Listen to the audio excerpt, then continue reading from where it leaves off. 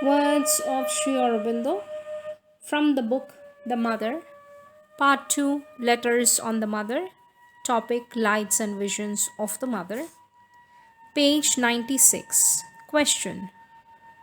X told us that the mother was trying to bring down the personality of Durga on the puja day. Sri Aurobindo says, there was no trying, it came down. Question. When I came for pranam, the mother's appearance made me feel that she was Durga herself. I don't know whether such a feeling arose out of the association with the puja on that day or quite independently of it. For the Sri Aurobindo says, all that is the silliness of the physical mind which thinks itself very clever in explaining away the inner feeling or perception. Question. These feelings are so vague and momentary and not accompanied by a concrete vision. What else do you expect the first touches to be? Says Sri Aurobindo. Question. To give you one instance, I heard as if Goddess Bhagavati were telling me, I am coming, and many other things which I do not remember. Sri Aurobindo says these things are at least a proof that the inner mind and vital are trying to open to supraphysical things. But if you belittle it at once, the moment it starts, how can it ever develop? Question. I have started concentrating in the heart now. Last Sunday, while I was meditating, I had the vision of your face floating before me for about an hour or so, accompanied by a deep joy. I was fully conscious, but the body became utterly numb. Has anything in me opened up? Is all this the fulfillment of the promise given by Bhagavati? For this, Sri Aurobindo says, it looks like it. At any rate, there is evidently an opening in the heart center, or you would not have had the change or the vision with the stilling of the physical consciousness in the body. Next topic, vision of the mother and realization. Question. Could a vision of the mother or seeing her in a dream or in waking be called a realization? Sri Aurobindo says that would be an experience rather than a realization. A realization would be of the mother's presence within, her force doing the work, or of peace, or of silence everywhere, of universal love, universal beauty, or ananda, etc. Visions come under the head of experiences unless they fix themselves and are accompanied by a realization of which they are as it were the support. For example, the vision of the mother always in the heart or above the head, etc. Date 12/3/1934. Next topic, faculty of vision and spiritual progress. Question. Some people see light, etc., around the mother, but I do not. What is the obstruction in me? For this, Sri Aurobindo says, it is not an obstruction. It is simply a question of the growth of the inner senses. It has no indispensable connection with spiritual progress. There are some very far on the path who have very little of this kind of vision, if any. On the other hand, sometimes it develops enormously in mere beginners who have as yet had only very elementary spiritual experiences. Date 1/12/1933. Question. X told me I was in constant touch with the Divine Mother long before I entered Pondicherry. I saw her not only in meditation or vision, but before my wide awake eyes in a concrete form.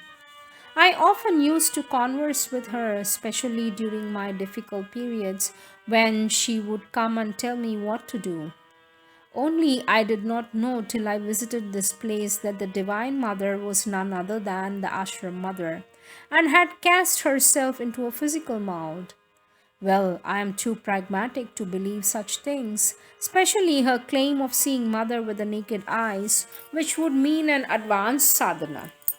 For this, Sri Aurobindo says, but there is nothing improbable in it. It means simply that she externalized her inner vision and experience so as to see through the physical eyes also.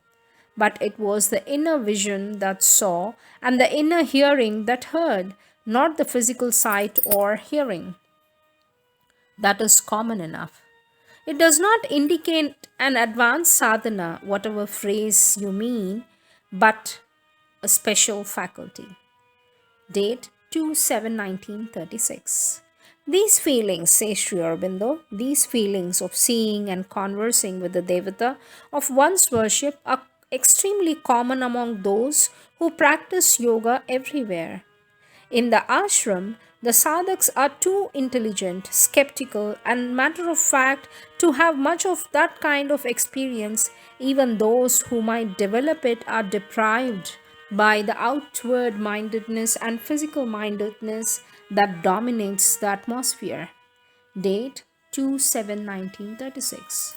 Sri Aurobindo again says it is quite usual at a certain stage of the sadhana for people who have the faculty to see or hear the devata of their worship and to receive constant directions from him or her with regard either to action or to sadhana. Defects and difficulties may remain, but that does not prevent the direct guidance from being a fact. The necessity of the Guru in such cases is to see that it is the right experience, the right choice or vision, for it is possible for a false guidance to come in as it did with X and Y. Date 8/7/1936. Next topic, seeing the mother in dream. Question. I saw mother's form in a dream last night. Was it real or was it an imagination only at work? Sri Aurobindo says, what do you mean by real? It was the form of the mother in a dream experience. Imagination applies only to the waking mind. Date 3/7/1933. Next question. But cannot false forces take the form of the mother? Sri Aurobindo says, if false forms takes the form of the mother, it will be with some bad object. If there is no attack or wrong suggestion, you need not suppose that it is false forces that have done it. Of course, it is always possible that something in your own consciousness has constructed a dream about the mother or put her figure there when she herself was not there. That happens when it is only a dream, a number of ideas and memories, etc., of the mind put together and not experience on another plane. Date 5/7/1933.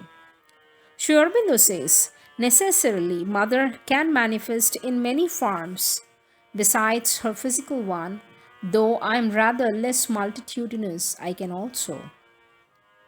But that does not mean that you can take any gentleman for me or for any she for her. Your dream self has to develop a certain discrimination. That discrimination cannot go by signs and forms, for the vital beggars can imitate almost anything. It must be intuitive. Date 23/5/1935. Next topic, hearing the mother's voice. Question. In your book Basis of Yoga, one reads, it is with the mother who is always with you and in you that you converse. Could you kindly explain to me how one converses with the mother? Sri Aurobindo says, one hears the voice or the thought speaking inwardly and one answers inwardly.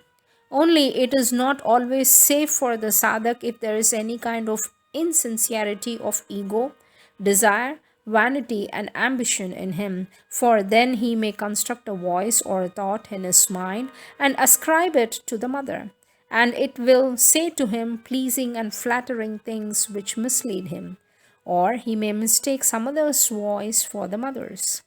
Date 2/7/36. Question. Can one rely solely upon the voice from within and thus be guided by the mother? Sri Aurobindo says, if it is the mother's voice, but you have to be sure of that. Date 7/7/1933. Question: is it not a fact that to hear the mother's voice inwardly and to recognize it as hers is easy? Sri Aurobindo says no. To hear and to recognize the mother's voice within is not easy. Date 8/7/33. Question: when is one said to be ready to hear the mother's voice from within? Sri Aurobindo says, when one has equality, discrimination, and sufficient yogic experience. Otherwise, any voice may be mistaken for the mother's. Date 7/7/33. Question: at pranam, while putting my head in mother's lap, I heard some voice. It was felt to be the mother's. Did she really say something to me inwardly, or was it just a mere illusion of mine? Sri Aurobindo says, it may have been that the mother conveyed something to you. At this moment, she does not remember. Date 27/4/1933.